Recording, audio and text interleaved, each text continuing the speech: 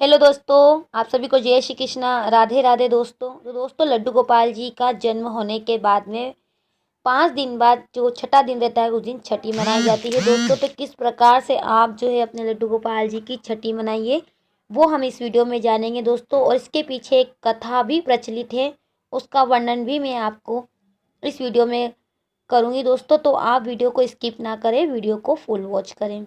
तो आइए जानते हैं किस प्रकार से आपको जो है छठी मनाना है।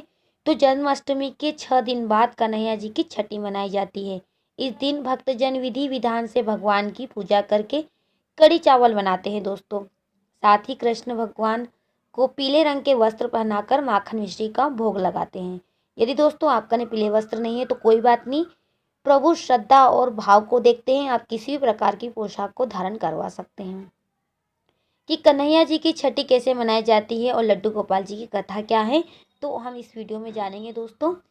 कन्हैया जी का जन्म यानी कि जन्माष्टमी के छठे दिन बाद छठी मनाई जाती है। इस दिन सबसे पहले कथा कान्हा जी को सुबह के समय पंचामृत से स्नान कराइए। इसके लिए आप दूध, घी, शहद और गंगा जल को मिलाकर पंचामृत बनाइए।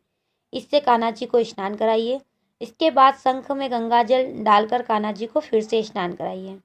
इसके बाद आप भगवान श्री कृष्ण को पीले रंग के वस्त्र पहनाइए और उनका श्रृंगार करें। इस दिन दोस्तों आप काजल जरूर लगाएं। और छठी के दिन हमारे यहाँ पर दोस्तों लड्डू गोपाल जी को शहद खिलाया जाता है और उन्हें जो है किसी प्रकार का अगर आप गिफ्ट लाए हैं तो छठी के दिन भी भेंट दिए जाते हैं।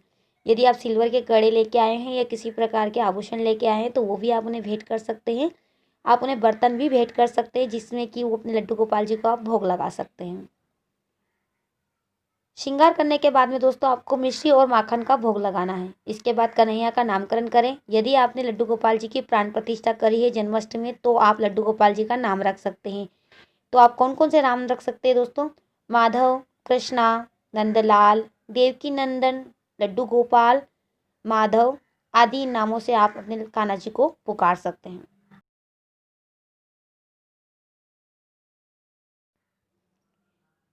इसके बाद लड्डू गोपाल जी की कथा पढ़ें। मान्यता है ऐसा है कि कन्हैया की कृपा हमेशा बनी रहती है और घर में सुख समृद्धि और धन वैभव की वृद्धि होती है दोस्तों कथा को सुनने से। छठी के दिन कड़ी चावल जरूर बनाना चाहिए और लड्डू गोपाल जी को कड़ी चावल का भोग लगाना चाहिए। यदि आप किसी प्रकार का और भी घर में खीर पूरी बना रहे हैं, शीरा बना रहे हैं तो उसका भी आप लड्डू गोपाल जी को भोग लगा सकते हैं।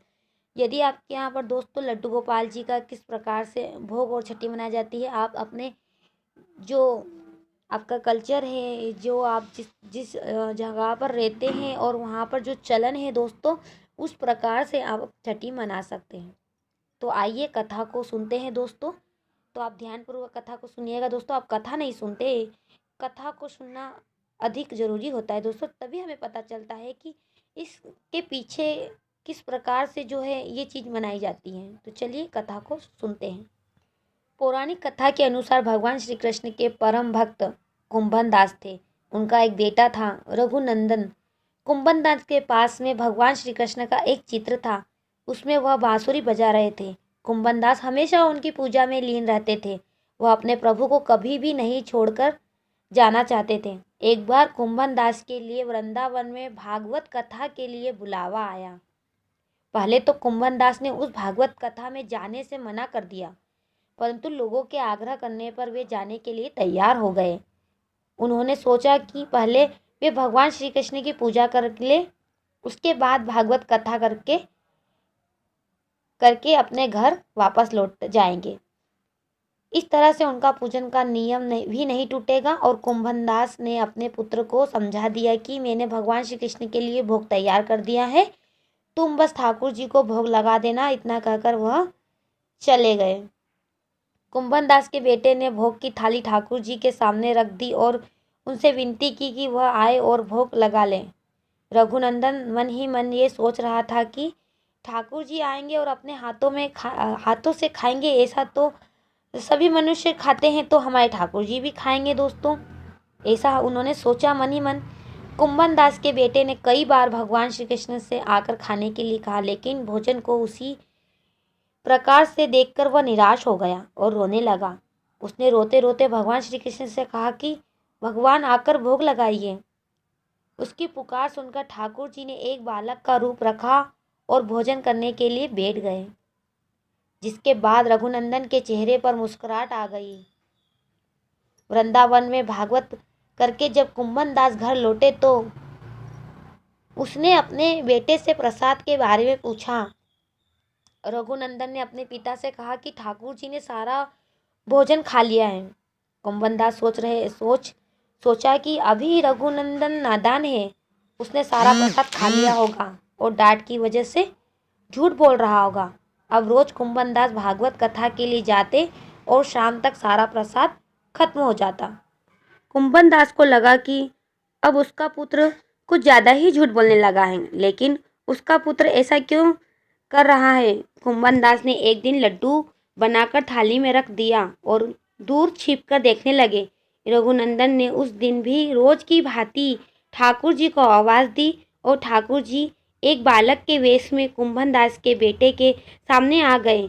रघुनंदन ने ठाकुर जी से फिर से खाने के लिए आग्रह किया, जिसके बाद ठाकुर जी लड्डू खाने लगे। कुंभन दास जो दूर से इस घटना को देख रहे थे, वह तुरंत ही आकर ठाकुर जी के चरणों में गिर गए।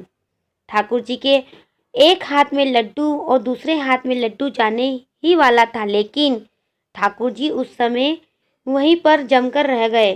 तभी से लड्डू गोपाल के इस रूप की पूजा होने लगी दोस्तों। और छठी के दिन इस कथा का पाठ करने से कन्हैया प्रसन्न होते हैं और श्रद्धालुओं की सारी मनोकामनाएं पूर्ण होती है।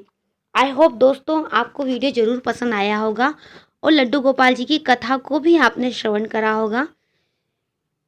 यदि दोस्तों आपको वीडियो अच्छा लगा है तो वीडियो को लाइक कर दें। यदि आप मेरे चैनल में पहली बार हैं तो मेरे चैनल को सब्सक्राइब कर लीजिए। पास में दिए बेल आइकन को भी पुश करें, जिससे आने वाली नई नई वीडियो की नोटिफिकेशन सबसे पहले आप तक पहुँचे और आप उन वीडियो को वॉच कर सकें।